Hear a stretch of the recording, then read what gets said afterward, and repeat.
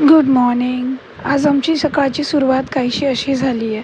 प्राव्या रात्रभर झोपली नाही, कारण तिला अचानकच ताप भरला आणि त्यानंतर ती झोपलीच नाही.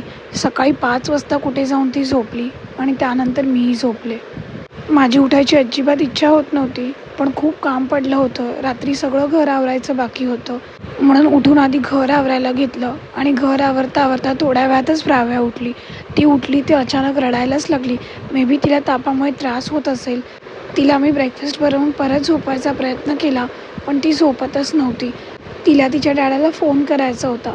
डॅडा सकाळी बाय न बोलताच गेला, हे तिच्याबरोबर लक्षात होतं. त्यानंतर दुपारी आम्ही जेवायला घेतलं. आता मम्मा जशी खाते तसंच तिला खायचं होतं, म्हणून तिलाही भाजी चपातीच भरवली आज लंचमध्ये. संध्याकाळी तिला थोडं बरं वाटलं म्हणून खाली फिरायला घेऊन गेले.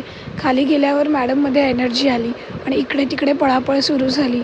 पण घरी आल्यावर जेव्हा ती झोपली, तिला परत ताप भरला. टेम्परेचर कमी होतच नव्हतं. तिच्या बाजूला बसून कपडे घडी करायला घेतले, कारण की ती उठली की लगेच रडायला लागेल. थोड्या वेळाने तिच्यासाठी डिनरसाठी ओट्स भिजायला ठेवले आणि रात्री नाचणीही मोड आणण्यासाठी ठेवली होती, ती भाजायला घेतली. ती उठल्यावर तिला भरवायला घेतलं. खाली राहून तिला खायचंच नव्हतं, म्हणून बर्ड बेबी आज खूप कामाला आलं. मला जेवण बनवायला वेळच मिळाला नाही, त्यामुळे दुपारची जी भाजी होती तीच ब्रेडबरोबर खाल्ली मी.